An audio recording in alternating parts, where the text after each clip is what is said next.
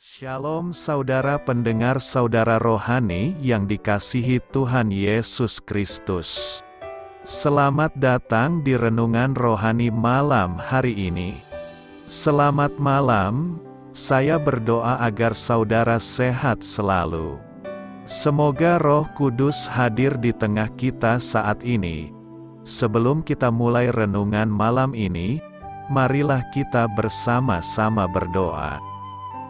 Bapa kami yang di surga, Bapa di dalam nama Tuhan Yesus Kristus, kami sungguh mengucap syukur, ya Tuhan, oleh karena Engkau sangat baik buat kami. Engkau ada bersama kami dan menopang hidup kami di siang hari dan di malam hari. Engkau ada bersama-sama dan menyertai kami. Tuhan, kami memuji dan bersyukur kepadamu pada malam hari ini, kami masih bisa berkumpul di rumah kami yang kecil ini. Tuhan, saat ini kami hendak mendengarkan firman-Mu. Berilah pengetahuan dan bimbinglah hamba-Mu ini agar apa yang Engkau firmankan dapat bekerja sesuai kehendak-Mu. Buat kami jemaat-Mu, bukalah hati dan pikiran kami untuk mendengar dan menerima firman-Mu. Kiranya firman-Mu ini dapat menjadi berkat bagi kami. Berbicaralah Tuhan, kami sudah siap menerima firman-Mu. Di dalam nama Tuhan Yesus Kristus kami berdoa dan mengucap syukur. Amin. Sahabat saudara rohani, pembacaan ayat emas Alkitab renungan kita malam hari ini. Nats pilihan kita adalah, pada hari pertama minggu itu, mereka mendapati batu sudah terguling dari kubur itu. Tertulis dalam kitab Lukas 24 ayat 1-2, kata kunci renungan pada malam ini adalah hari-hari penting. Dan bacaan kita pada malam ini terambil dari kitab Keluaran 31 ayat 12 sampai dengan ayat 18. Berfirmanlah Tuhan kepada Musa, katakanlah kepada orang Israel, demikian, akan tetapi hari-hari Sabatku harus kamu pelihara, sebab itulah peringatan antara aku dan kamu, turun-temurun, sehingga kamu mengetahui, bahwa akulah Tuhan, yang menguduskan kamu. Haruslah kamu pelihara hari Sabat, sebab itulah hari kudus bagimu. Siapa yang melanggar kekudusan hari Sabat itu, pastilah ia dihukum mati. Sebab setiap orang yang melakukan pekerjaan pada hari itu, orang itu harus dilenyapkan dari antara bangsanya. 6 hari lamanya boleh dilakukan pekerjaan, tetapi pada hari yang ketujuh haruslah ada Sabat, hari perhentian penuh, hari kudus bagi Tuhan. Setiap orang yang melakukan pekerjaan pada hari Sabat, pastilah ia dihukum mati. Maka haruslah orang Israel memelihara hari Sabat, dengan merayakan Sabat, turun-temurun, menjadi perjanjian kekal antara aku dan orang Israel, maka inilah suatu peringatan untuk selama-lamanya, sebab 6 hari lamanya Tuhan menjadikan langit dan bumi, dan pada hari yang ketujuh ia berhenti bekerja untuk beristirahat, dan Tuhan memberikan kepada Musa, setelah ia selesai berbicara dengan dia di Gunung Sinai, kedua loh hukum Allah, loh batu, yang ditulisi oleh jari Allah. Terambil dari kitab Keluaran 31 ayat 12 sampai dengan ayat 18. Topik dari ayat emas renungan kita adalah waktu yang digunakan untuk Allah. Adalah waktu yang digunakan dengan bijaksana. Mari kita mulai renungan malam kita. Untuk memulai hal baik, serahkanlah segala sesuatu hanya kepada Tuhan. Mari kita mulai segmen kisah inspiratif. Inilah saatnya untuk berburu, bukan berburu hiasan untuk rumah, melainkan berburu kalender yang saya inginkan.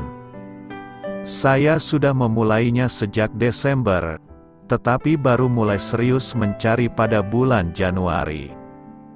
Kalender yang saya inginkan sederhana saja. Pertama, menampilkan jadwal mingguan yang tampak jelas. Kedua, harus berbentuk buku karena akan saya letakkan dalam keadaan terbuka di dekat telepon.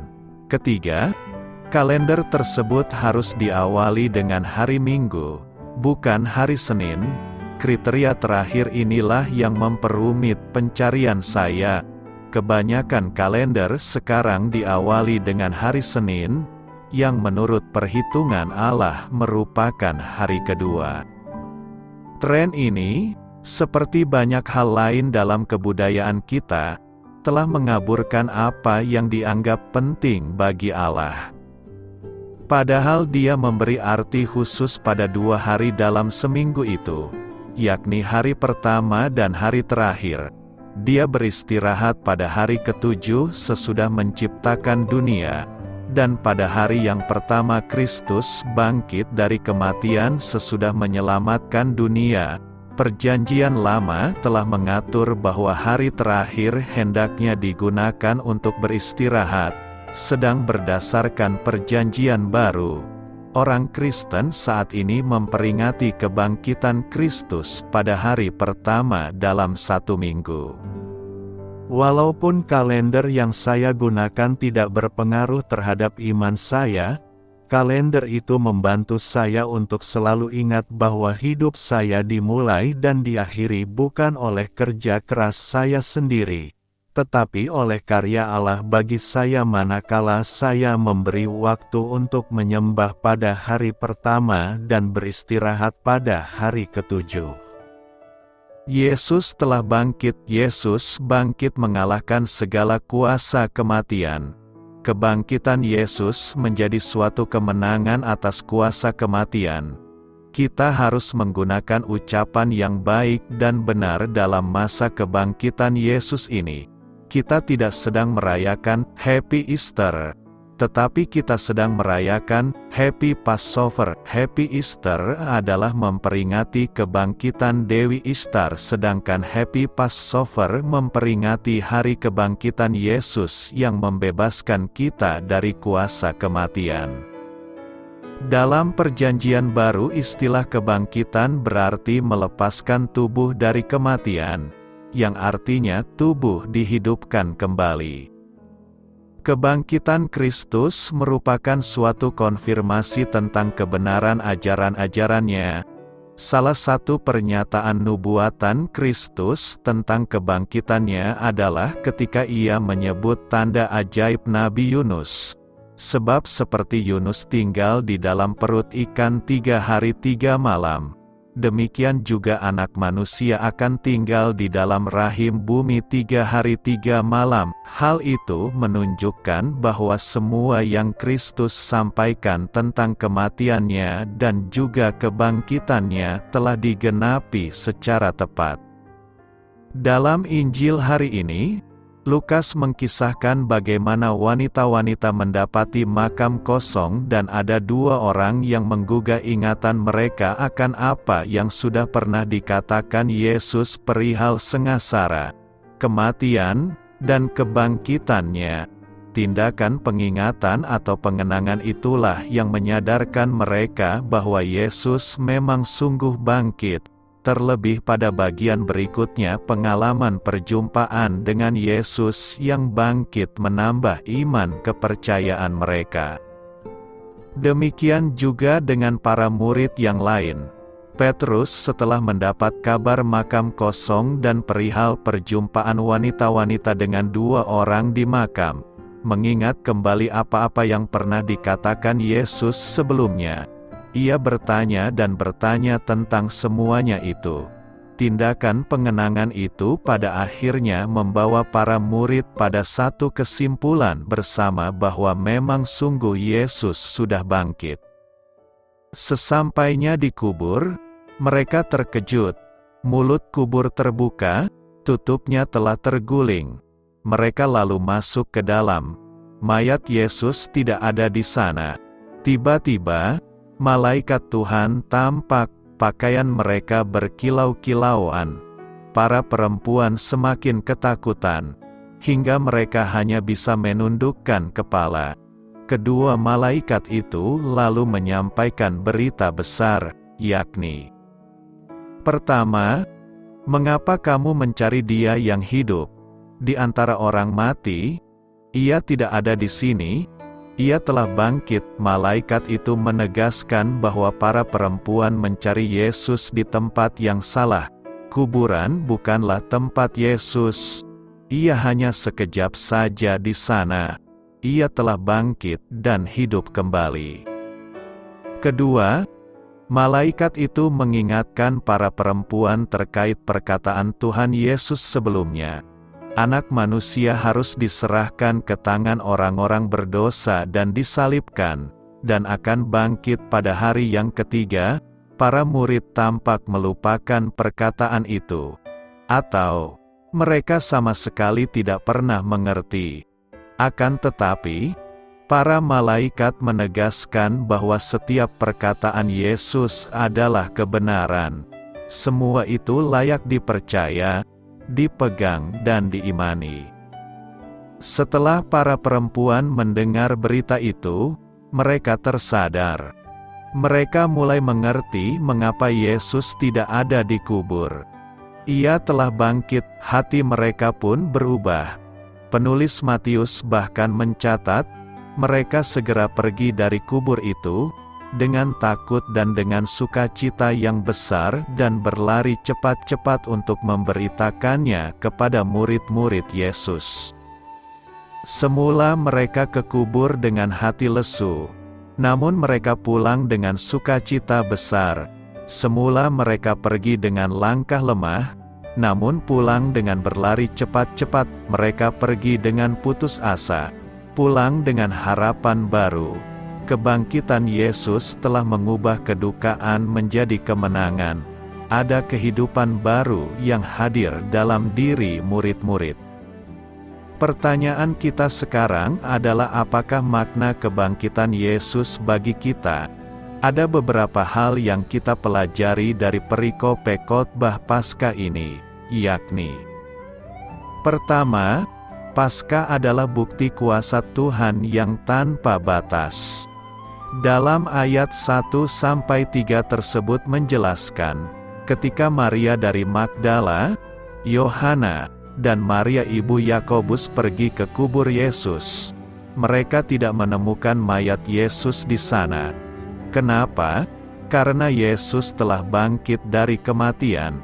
Artinya, kematian dan alam maut tidak mampu menahan kuasa Tuhan yang membangkitkan Yesus. Hal inilah yang disampaikan Paulus kepada jemaat di Korintus. Maut telah ditelan dalam kemenangan. Hai maut, di manakah kemenanganmu? Hai maut, di manakah sengatmu? Melalui peristiwa kebangkitan Yesus, Paulus dalam tuntunan Roh Kudus ingin menegaskan bahwa kuasa Tuhan tidak dapat dibatasi oleh hal apapun. Dia adalah Tuhan penguasa tunggal atas langit dan bumi serta segala isinya. Dia adalah pemegang kendali dan otoritas tertinggi dalam hal apapun. Tidak ada yang sukar dan tidak ada yang mustahil baginya. Segala lutut akan bertelut di hadapannya dan segala lidah akan mengaku bahwa Dia adalah Yesus Tuhan yang berkuasa. Oleh sebab itu, jika kita percaya kepada Yesus, kita tidak perlu takut menghadapi kenyataan hidup. Tapi berserahlah ke dalam tangan yang kuat, yaitu tangan Allah, sebab Dia sanggup menopang dan memberikan kemenangan kepada Anda. Kedua, Paskah merupakan penggenapan firman Tuhan. Pada ayat 7-8, disebutkan bahwa Anak Manusia harus diserahkan ke tangan orang-orang berdosa dan disalibkan, dan akan bangkit pada hari yang ketiga. maka teringatlah mereka akan perkataan Yesus itu. Pada hari ketiga setelah kematiannya, Dia bangkit dan membuktikan semua perkataannya sebagai perkataan yang benar dan bukan berita bohong isapan jempol. Dalam menghadapi pergumulan hidup, tanpa sadar, terkadang kita bisa bersikap seperti orang-orang Yahudi tersebut yang kurang bahkan tidak mempercayai janji Tuhan yang telah tertulis di dalam firman-Nya. Melalui momen Paskah, Tuhan mau mengingatkan dan menyapa kita bahwa janji Tuhan itu adalah ya dan amin dalam hidup kita. Kebangkitan Yesus dari kematian membuktikan bahwa Tuhan setia dengan perjanjian firman-Nya. Apa yang kita baca hari ini mungkin tidak langsung terjadi hari ini juga, tapi satu waktu hal tersebut pasti digenapi dengan cara Tuhan sendiri. Ketiga, mujizat kebangkitan Yesus hanya berdampak bagi mereka yang percaya. Sebuah ekspresi yang tidak wajar diperlihatkan para murid tersebut. Ketika perempuan-perempuan tersebut memberitahukan bahwa Yesus telah bangkit, mereka bersikap dingin. Respon mereka begitu hampa tanpa harapan. Mungkin hal ini terjadi karena tekanan emosi dan mental yang mereka alami pasca penyaliban Kristus. Di dalam kegalauannya, Petrus mencoba memberikan respon dan pergi ke kubur memastikan berita yang baru saja dia dengar. Ini merupakan gambaran kehidupan banyak orang yang sebenarnya merindukan mujizat tapi kurang mau percaya. Perlu diketahui, kebangkitan Yesus tersebut adalah mujizat terbesar karena berdampak pada keselamatan seseorang. Banyak orang yang ingin diselamatkan tapi realitanya tidak mau percaya kepada Yesus. Sekalipun kematian dan kebangkitan Yesus tersebut untuk menebus seisi dunia, namun hanya mereka yang mau meresponinya yang akan mengalaminya. Renungkan, apa yang hendak kita renungkan hari ini? Pertama, pernyataan bahwa Yesus telah bangkit adalah hal terpenting dalam kehidupan kekristenan. Mengapa? Sebab tanpa kebangkitan Kristus, maka keselamatan hanyalah isapan jempol belaka dan kekristenan tak lebih dari sekedar agama. Paulus menegaskan, andai kata Kristus tidak dibangkitkan, maka sia-sialah pemberitaan kami dan sia-sialah juga kepercayaan kamu, dan jika Kristus tidak dibangkitkan, maka sia-sialah kepercayaan kamu dan kamu masih hidup dalam dosamu. Benarkah Kristus telah bangkit? Tak perlu disangsikan. Kubur yang kosong adalah buktinya. Mengapa kamu mencari Dia yang hidup di antara orang mati? Ia tidak ada di sini, Ia telah bangkit. Ingatlah apa yang dikatakannya kepada kamu ketika Ia masih di Galilea, yaitu bahwa Anak Manusia harus diserahkan ke tangan orang-orang berdosa dan disalibkan, dan akan bangkit pada hari yang ketiga. Kedua, peristiwa kebangkitan Kristus ini adalah deklarasi kepada dunia bahwa tidak ada satupun kuasa yang dapat menghalangi janji firman-Nya dan juga rencana-Nya. Siapapun manusia dan sehebat apapun karyanya semua pasti berakhir pada kematian. Namun berbeda dengan Kristus, karyanya tidak berakhir dengan kematian, melainkan Ia telah bangkit pada hari yang ketiga. Jadi kebangkitannya adalah bukti bahwa kuasa maut telah dikalahkannya. Maut tidak berkuasa lagi atas Dia, Kristus telah bangkit. Bukti bahwa Dia adalah Tuhan yang hidup dan berkuasa. Karena itu, mari kita rayakan kebangkitan Yesus ini sebagai peristiwa yang penting bagi kita yang membawa dampak dalam kehidupan keberimanan kita. Kata Easter sendiri berasal dari salah satu kisah sejarah peradaban Babilonia. Jadi, cucu dari Nabi Nuh yaitu Nimrod, dikisahkan mendirikan sebuah kota yaitu Babilonia, di mana kota itu pada akhirnya menjadi salah satu peradaban awal yang terkenal di dunia. Nimrod ini sangat bejat, bahkan meniduri ibunya sendiri yaitu Dewi Semiramis, hingga mempunyai anak bernama Tamus. Karena kebejatannya tersebut, Nimrod dibunuh dan dimutilasi oleh rakyatnya sendiri. Nimrod sendiri akhirnya dipercaya oleh rakyat Babilonia sebagai dewa Baal. Singkat cerita, Dewi Semiramis Pemah menyatakan bahwa dirinya adalah seorang dewi yang jatuh dari bulan dalam bentuk telur raksasa yang jatuh di Sungai Efrat, salah satu sungai yang mengalir di Babilonia. Kemudian Dewi Semiramis dikenal sebagai Dewi Ishtar, atau dalam bahasa Inggris, Easter. Happy Easter sebenarnya mempunyai makna yaitu kebangkitan Dewi Ishtar, bukan kebangkitan Yesus Kristus. Sementara itu, Passover berasal dari bahasa Inggris dari Alkitab, dalam kitab Keluaran. Passover atau Paskah adalah Allah membebaskan umat Israel yang dipimpin oleh Musa dari perbudakan Mesir.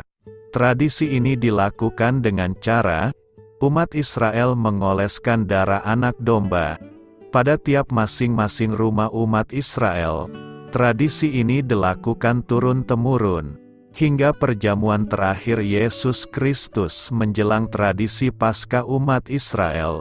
Hingga keesokan harinya, Yesus dikhianati oleh rasulnya sendiri, Yudas Iskariot, hingga akhirnya dia mati di kayu salib. Disinilah makna Paskah digenapi oleh Yesus, bahwa ialah anak domba Allah, yang rela mati di kayu salib, untuk menebus dosa manusia. Hari ketiga Yesus bangkit dari kuburnya. Hingga saat ini, perayaan Paskah dirayakan sebagai hari kebangkitan Yesus Kristus, bukan lagi sebagai peristiwa keluarnya bangsa Israel dari perbudakan bangsa Mesir. Nah, setelah mengetahui arti dari Passover dan Easter, maka sebaiknya ketika kita mengucapkan selamat Paskah dalam bahasa Inggris, ucapkanlah Happy Passover, bukan Happy Easter. Maut telah dikalahkan. Tema maut telah dikalahkan, kebangkitan Yesus telah mengalahkan kuasa kematian. Kematian tidak lagi menghantui kita dan tidak lagi menjadi momok yang menakutkan. Kematian menjadi sarana orang percaya untuk memasuki kehidupan yang kekal yakni surga. Kehidupan manusia tidak lagi berakhir di liang kubur tetapi akan berakhir di surga. Kematian Kristus adalah satu-satunya kematian yang membawa kematian ke dalam kematian. Kematian itu dimatikan melalui kematian Kristus. Mungkin ini dimengerti oleh orang Tionghoa sebagai menawar racun dengan racun. Orang Barat lambat sekali mengerti akan hal ini, sampai pada penemuan suntikan cacar baru mengerti. Membasmi cacar dengan cacar, menggunakan kuman untuk menghantam kuman. Tapi pengertian dengan racun membasmi racun telah diketahui oleh orang Timur sejak ribuan tahun yang lalu. Tetapi semua ini adalah pengertian alamiah, yang supra-alamiah hanya satu, yaitu Kristus memakai kematian untuk membasmi kematian. Mengapa kematian Kristus begitu berbeda? Pertama, kematian Kristus adalah akibat kesetiaannya pada kehendak Allah. Semua manusia mati karena salah menggunakan kebebasan untuk melawan prinsip-prinsip kematian, sehingga kita tertawan oleh kematian. Manusia tidak berdaya, tetapi Kristus memakai kebebasannya untuk taat kepada prinsip-prinsip, sehingga di dalam rencana keselamatan, Dia menjadi juru selamat. Alkitab berkata, Bapa mengasihi aku, oleh karena aku memberikan nyawaku untuk menerimanya kembali. Tidak seorang pun mengambilnya daripadaku, melainkan aku memberikannya menurut kehendakku sendiri. Aku berkuasa memberikannya dan berkuasa mengambilnya kembali. Inilah tugas yang kuterima dari Bapakku. Kalimat ini tidak pernah muncul pada filsafat Gerika atau Tiongkok, di dalam pemikiran Konfusius atau Plato atau siapapun. Hanya ada di dalam kitab suci. Alkitab, manusia mati karena tidak berdaya, karena memang harus mati. Tidak ada cara meninggalkan kematian. Kita harus mati secara terpaksa. Permisi tanya, siapa yang suka mati? Ada yang mau mati? Tidak ada. Suka mati? Tidak suka. Harus mati? Harus. Yang harus mati? Tidak suka mati. Kristus yang tidak harus mati? Suka mati. Mengherankan bukan? Setiap orang, pada saat kematiannya tiba, psikologinya akan langsung berubah. Kau sedang enak-enak bekerja, berjalan-jalan, studi.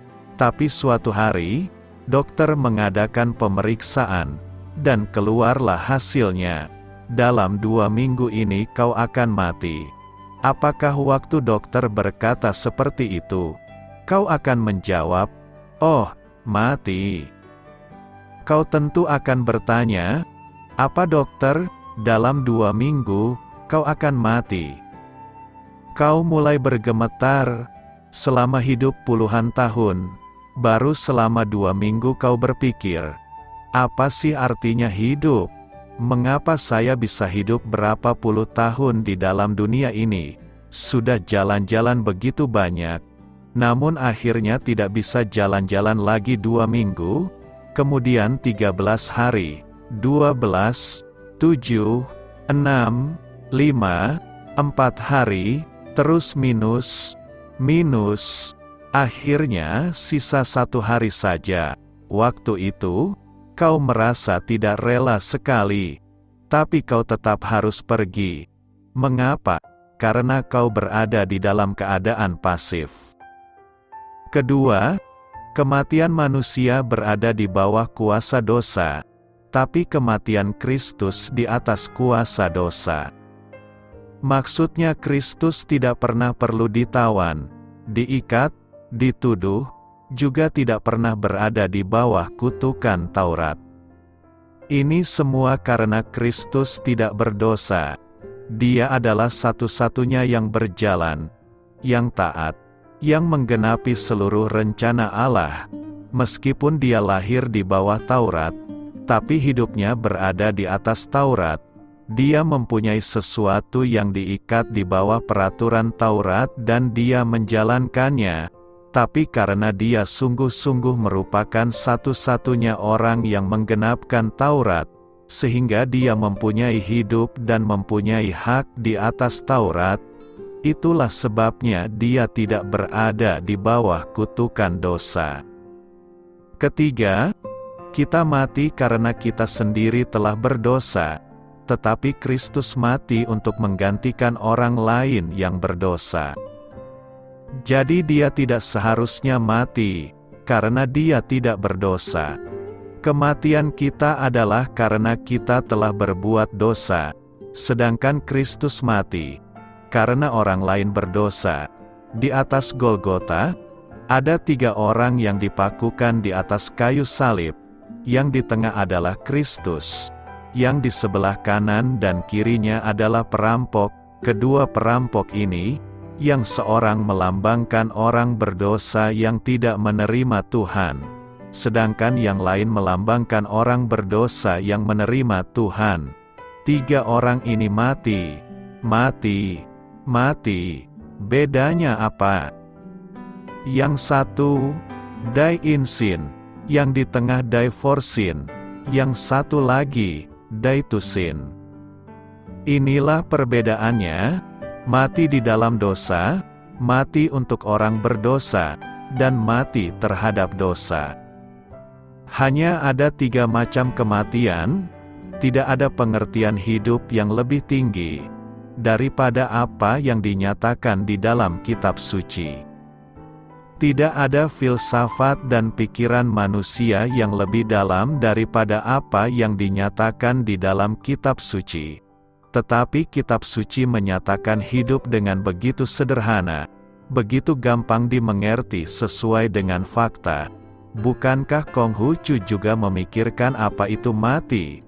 Tetapi akhirnya Konghucu mengatakan satu kalimat, "Kalau tidak tahu apa itu hidup, bagaimana mungkin bisa tahu apa itu mati?" Tetapi pada waktu mereka membicarakan tentang kematian, mereka duduk di pinggir meja sambil berpikir dan merengut. Mereka berusaha mencatat hasil penyelidikan mengenai apa itu hidup, apa itu mati. Tapi Kristus tidak demikian. Dia bukan sebagai orang berdosa yang mencari dan menyelidiki. Dia adalah sumber hidup, yang datang mati untuk semua orang yang berdosa. Puji Tuhan. Jikalau kau tidak menerima Kristus, kau pasti mati di dalam dosamu sendiri. Jikalau Kristus sudah mati bagimu dan kau mengerti bahwa Dia mati bagimu, lalu kau menerima Dia, kau pasti belajar untuk mati terhadap dosa dan hidup bagi kebenaran, keadilan Tuhan. Puji Tuhan. Keempat, kematian manusia adalah kematian yang menelan hidup manusia. Tetapi kematian Kristus adalah kematian yang menelan kuasa dan penguasaan kematian. Perbedaan antara kematian Kristus dan kematian semua orang adalah semua orang ditelan oleh kematian, tetapi akhirnya kematian ditelan oleh kebangkitan Yesus Kristus. Kematian Kristus adalah kematian yang menelan kematian. Bagaimana kita mengerti istilah menelan ini? Bila kita minum obat, setelah masuk obat tidak ada lagi. Dia sudah menjadi sebagian di dalam hidup yang menghanyutkan diri, mencairkan diri dan tidak lagi ada bentuknya. Sekarang sudah menjadi sebagian dalam hidupku. Saya makan obat, menelan pil itu akan masuk melalui ludah dan segala sesuatu dalam tubuhku, menjadi sebagian dari tubuhku. Obat itu ada tetapi tidak lagi mempunyai bentuk aslinya. Apakah arti kematian itu ditelan? Saya sudah berpikir selama bertahun-tahun, mengapa Alkitab memakai istilah kematian ditelan untuk selama-lamanya, ditelan oleh kemenangan. Maka kematian Kristus adalah kematian yang menelan semua kematian. Dia menang dan bangkit pula. Apa artinya telan? Kita harus mengerti dengan dua corak, yang satu dari bidang matematika, yang lain dari fisika. Bagaimana seharusnya orang Kristen memandang kekayaan? Mari kita bahas. Pandangan Kristen mengenai kekayaan harus bersumber dari Alkitab. Berkali-kali disebutkan dalam Perjanjian Lama bahwa Allah memberi kekayaan kepada umat-Nya. Salomo dijanjikan kekayaan dan menjadi orang yang paling kaya dari semua raja di bumi. Daud mengatakan dalam kitab 1 Tawarikh 29 ayat 12, "Sebab kekayaan dan kemuliaan berasal daripadamu dan Engkaulah yang berkuasa atas segala-galanya." Abraham, Yakub, Yusuf, Raja Yosafat, dan banyak tokoh lainnya diberkati oleh Allah dengan kekayaan. Namun, orang-orang Yahudi memang bangsa yang dipilih Allah untuk dianugerahi janji-janji dan berkat duniawi. Mereka diberikan tanah dan semua kekayaan yang ada di dalamnya. Sebaliknya, dalam Perjanjian Baru, ada standar yang berbeda. Gereja tidak pernah diberikan tanah atau janji kekayaan. Surat Efesus 1 ayat 3 mengatakan, Terpujilah Allah dan Bapa Tuhan kita Yesus Kristus yang dalam Kristus telah mengaruniakan kepada kita segala berkat rohani di dalam sorga. Yesus Kristus berfirman di Injil Matius 13 ayat 22 tentang benih firman Allah yang jatuh di tengah semak duri dan tipu daya kekayaan menghimpit firman itu sehingga tidak berbuah. Ini adalah referensi pertama terkait kekayaan duniawi dalam Perjanjian Baru. Jelas, ini bukan sesuatu yang positif. Di Injil Markus 10 ayat 23, lalu Yesus memandang murid-muridnya di sekelilingnya dan berkata kepada mereka, "Alangkah sukarnya orang yang beruang masuk ke dalam kerajaan Allah." Bukan berarti tidak mungkin, karena semuanya mungkin bagi Allah.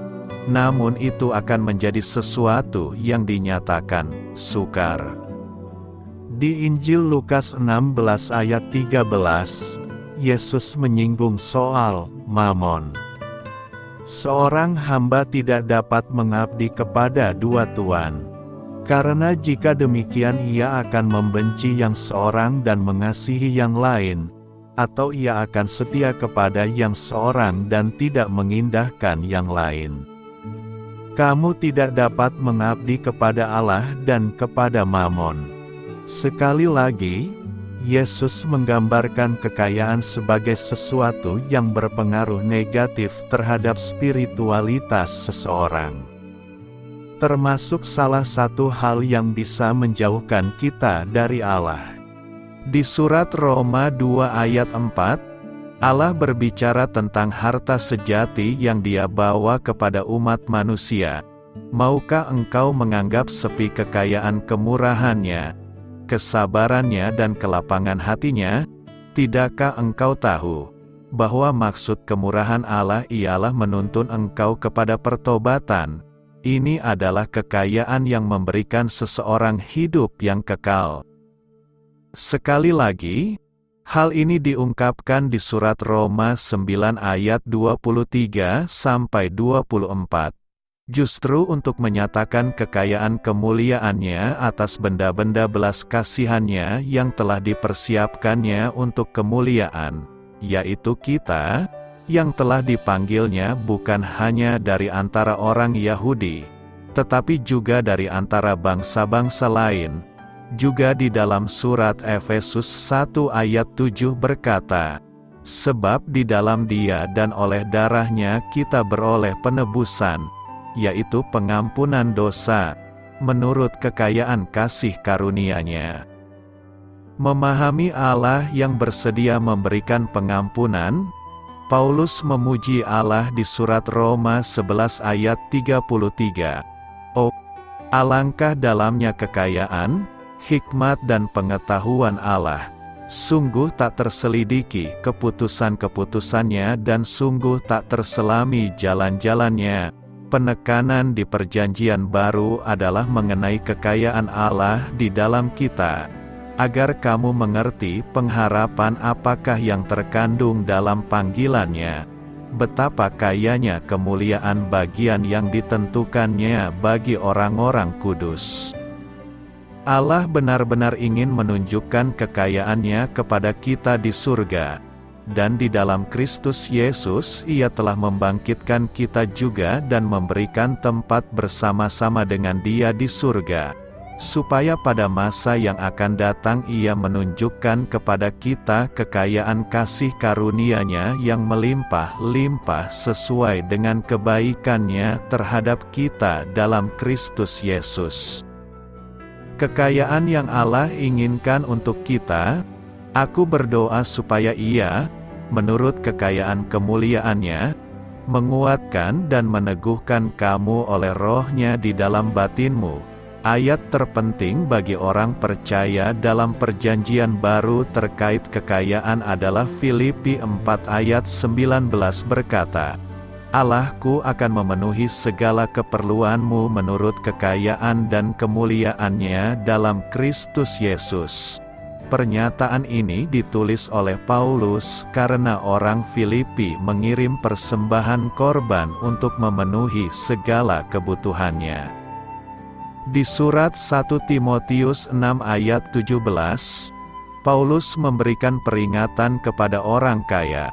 Peringatkanlah kepada orang-orang kaya di dunia ini agar mereka jangan tinggi hati dan jangan berharap pada sesuatu yang tak tentu seperti kekayaan, melainkan pada Allah yang dalam kekayaannya memberikan kepada kita segala sesuatu untuk dinikmati. Surat Yakobus 5 ayat 1-3 memperingatkan soal kekayaan yang diperoleh dengan cara yang tidak sepantasnya. Jadi sekarang hai kamu orang-orang kaya, menangislah dan merataplah atas sengsara yang akan menimpa kamu. Kekayaanmu sudah busuk, dan pakaianmu telah dimakan ngengat. Emas dan perakmu sudah berkarat, dan karatnya akan menjadi kesaksian terhadap kamu dan akan memakan dagingmu seperti api. Kamu telah mengumpulkan harta pada hari-hari yang sedang berakhir. Topik mengenai kekayaan terakhir kalinya disinggung di surat Wahyu 18 ayat 16b, yang berbicara tentang kehancuran besar Babel. Sebab dalam 1 jam saja kekayaan sebanyak itu sudah binasa. Israel diberikan janji-janji dan berkat duniawi sebagai umat pilihan Allah di muka bumi ini. Allah memberikan banyak ilustrasi, contoh, dan kebenaran melalui mereka. Banyak orang hanya menginginkan berkat mereka, tapi tidak pernah menyadari kutukan yang menimpa mereka. Allah telah menyatakan sebuah pelayanan yang lebih agung melalui Yesus Kristus. Tetapi sekarang ia telah mendapat suatu pelayanan yang jauh lebih agung, karena ia menjadi pengantara dari perjanjian yang lebih mulia, yang didasarkan atas janji yang lebih tinggi. Allah tidak mengutuk atau menyalahkan siapapun karena memiliki kekayaan. Kekayaan bisa diperoleh dari berbagai sumber, tetapi Dia memberikan peringatan keras bagi orang-orang yang lebih bersungguh-sungguh mencari kekayaan ketimbang mencari Allah. Juga mereka yang mempercayai kekayaan lebih daripada Allah. Keinginan terbesarnya adalah agar kita menetapkan hati pada hal-hal yang di atas, bukannya pada hal-hal yang ada di bumi ini. Hal ini mungkin terdengar begitu ideal dan sulit untuk dilakukan. Tetapi Paulus menulis, segala perkara dapat kutanggung di dalam Dia yang memberi kekuatan kepadaku. Rahasia untuk bisa melakukan ini, menerima Kristus sebagai juru selamat dan mengizinkan Roh Kudus untuk menyelaraskan pikiran dan hati kita dengan hati dan pikirannya. Apa yang Alkitab katakan tentang kemakmuran? Mari kita jawab.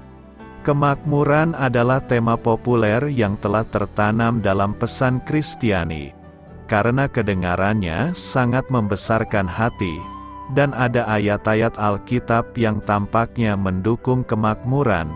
Banyak guru populer yang menggantikan pengajaran kemakmuran dengan doktrin yang masuk akal tentang pertobatan, salib, dan realitas neraka. Hasrat kita untuk menjadi sejahtera begitu kuat sehingga kita tertarik pada ajaran ini bagaikan ngengat yang terbang ke nyala api. Janji kemakmuran, dipadukan dengan spiritualitas, menawarkan harapan, bantuan finansial, dan hubungan dengan Tuhan sekaligus. Para pengkhotbah kemakmuran juga memberitahu kita apa yang ingin kita percayai. Dasar pemikiran dari khotbah kemakmuran atau pengajaran firman iman adalah, karena Tuhan itu baik, Dia menghendaki anak-anaknya sejahtera dalam hal kesehatan, kekayaan, dan kebahagiaan. Dan karena Dia kaya, Dia mampu mewujudkannya. Sulit untuk memisahkan fakta Alkitabiah dari fiksi buatan manusia. Apa sebenarnya yang diajarkan Alkitab tentang kemakmuran? Kita harus mulai dengan pengakuan bahwa seluruh ciptaan adalah milik Tuhan. Dialah yang memiliki segala sesuatu, dan apa yang Dia lakukan terhadap segala sesuatu itu adalah keputusannya. Kita juga tahu bahwa Dia baik dan ingin memberi kita hal-hal yang baik. Anugerah terbesar yang telah Allah berikan, Putranya sendiri, Yesus. Ketika kita telah menerima anugerah itu dan menerima kehormatan tinggi untuk diangkat menjadi keluarga Allah, Sang Pencipta menjadi Bapa kita. Dia mengasihi kita seperti anak-anaknya yang terkasih. Sebagaimana seorang ayah di dunia ingin anak-anaknya sejahtera dalam banyak hal, demikian pula Allah, sama seperti ayah di dunia yang senang memberi anak-anaknya pemberian yang baik, demikian pula Bapa Surgawi kita yang senang memberi kita pemberian yang baik. Sebagai anak-anaknya, kita dapat mengharapkan Dia untuk menjaga kita. Memang benar Tuhan ingin anak-anaknya sejahtera, tapi dalam hal apa? Pemahaman populer mengenai kemakmuran melampaui apa yang diajarkan Alkitab. Para pengajar kemakmuran berfokus terutama pada saat ini dan saat ini, mencari kekayaan sebagai bukti berkat Tuhan. Mereka menyertakan beberapa ayat Alkitab di luar konteks ke dalam hype mereka dan menyebutnya sebagai pengajaran Alkitabiah. Namun, keinginan Tuhan agar kita sejahtera mungkin tidak mencakup kekayaan materi sama sekali. 1 Timotius 6 ayat 9 memperingatkan, orang yang ingin menjadi kaya jatuh ke dalam pencobaan dan perangkap, dan ke dalam banyak keinginan yang bodoh dan merugikan, yang menjerumuskan manusia ke dalam kehancuran dan kebinasaan. Ada berbagai jenis kemakmuran, yang mana kemakmuran materi atau finansial hanyalah salah satunya. Jenis kemakmuran lainnya mungkin jauh lebih penting di mata Tuhan. Seringkali, Tuhan tidak dapat mempercayakan kemakmuran materi kepada kita karena kita menjadikannya berhala. Yesus berkata, betapa sulitnya bagi orang kaya untuk mendapat bagian dalam kerajaan Allah. Kekayaan dengan cepat menguasai kita dan menjanjikan keamanan yang tidak dapat diberikannya. Kesejahteraan dapat menjadi pengganti tujuan sebenarnya dalam mengejar Tuhan dan kebenarannya. Sebagai Bapa yang baik, Tuhan mungkin menahan apa yang kita dambakan, dan malah memilih memberikan apa yang benar-benar kita butuhkan. Dia memikirkan manfaat kekal bagi kita, bukan kenyamanan jangka pendek kita. Pengajaran kemakmuran juga salah karena mencakup gagasan bahwa salib Kristus menyembuhkan semua penyakit fisik dan mental kita. Jika penebusan Yesus memberikan kesembuhan dan kemakmuran fisik saat ini, maka kita seharusnya berharap untuk berumur panjang, hidup sejahtera dan bebas dari segala penyakit, kelemahan, dan penyakit. Namun bukan kemakmuran duniawi dan fisik yang disediakan oleh penebusan Kristus.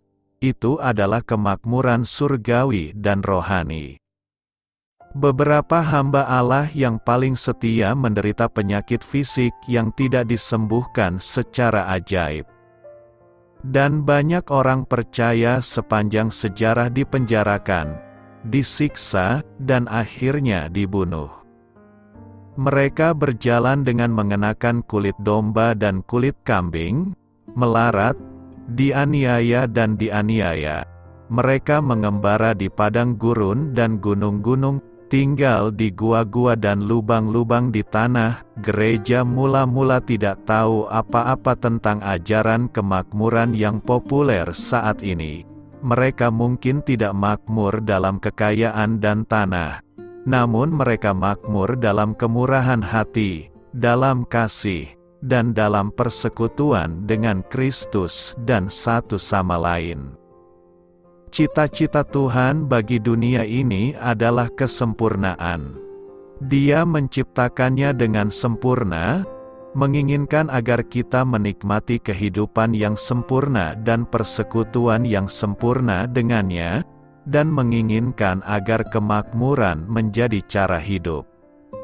Namun dosa merusak rencana yang sempurna itu, dan sekarang kemakmuran, kesehatan, dan kehidupan yang bebas dari masalah adalah hal yang mustahil bagi banyak orang dan hanya akan berlalu begitu saja. Allah memang menawarkan kesejahteraan yang tak dapat dijelaskan, namun hal itu mungkin tidak akan terjadi selama kita tinggal di bumi dalam waktu singkat. Bagi banyak orang, realisasi penuh dari pemulihan Tuhan hanya akan dialami ketika kita meninggalkan dunia ini dan memasuki hadirat-Nya dalam kekekalan. Ibrani 11 mencantumkan lusinan hamba Tuhan yang setia yang diharapkan dapat hidup sejahtera karena kesetiaan mereka.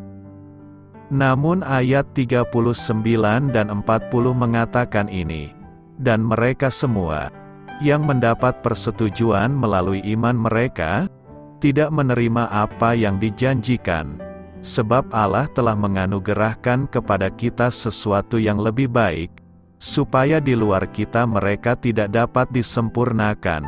Setiap anak Tuhan, yang dibeli dengan darah Yesus Kristus, akan mengalami kemakmuran melebihi imajinasi terliar kita untuk selama-lamanya.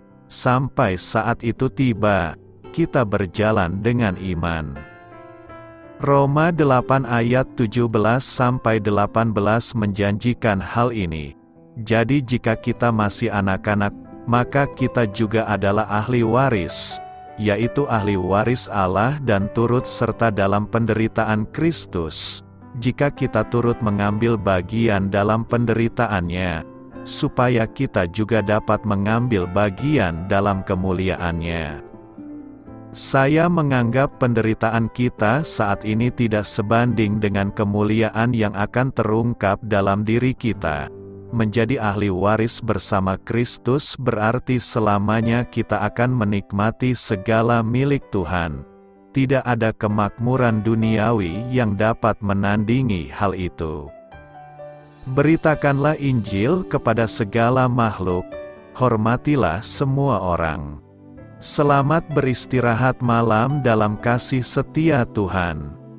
Doa saya menyertai saudara sekalian. Mari bertumbuh dalam iman bersama saudara rohani. Saya memberkati Anda agar sewaktu Anda mencarinya dari Dia, Bapa Surgawi Anda akan memberikan bagi Anda roti harian Anda, dalam nama Yesus Kristus. Tuhan yang berkuasa atas alam semesta dan menuntun kita kepada iman yang menyelamatkan.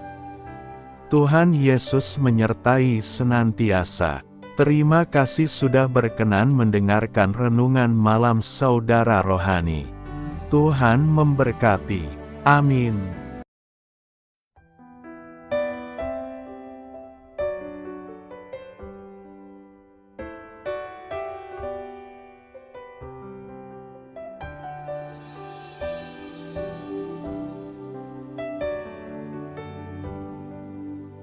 Marilah kita renungkan, sahabat saudara rohani, demikianlah renungan firman Tuhan malam hari ini. Semoga menjadi berkat di dalam hidup kita dan menjadikan kita pribadi yang lebih baik. Sebelum kita beristirahat pada malam hari ini, marilah kita berdoa. Bapa kami yang di surga, Bapa di dalam nama Tuhan Yesus Kristus, kami sungguh mengucap syukur, ya Tuhan, oleh karena Engkau sangat baik buat kami. Engkau ada bersama kami dan menopang hidup kami di siang hari dan di malam hari. Engkau ada bersama-sama dan menyertai kami, ya Tuhan Yesus. Kami mengucap syukur untuk firman-Mu, ya Tuhan, yang memberikan kami kekuatan dan menyadarkan kami bahwa kami tidak perlu takut dengan gelap dan malam. Sebab Tuhan, Engkau ada bersama kami. Engkau melindungi kami dan menjadi perisai bagi kami hamba-Mu berdoa saat ini.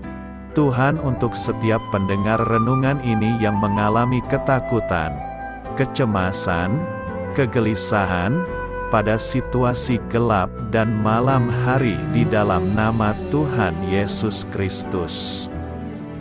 Kuasa Tuhan melepaskan mereka dari segala ikatan roh-roh ketakutan yang mengikat mereka saat ini. Tuhan melepaskan setiap anak-anak-Mu dari segala rasa takut dan kecemasan. Di dalam nama Tuhan Yesus, segala kuasa-kuasa roh jahat, kuasa setan iblis yang mengganggu anak-anak-Mu, ya Tuhan, tolong hancurkan dan halaukan dengan kuasa-Mu. Dalam nama Tuhan Yesus Kristus, berkati setiap kami anak-anak-Mu, ya Tuhan, dan lindungilah kami.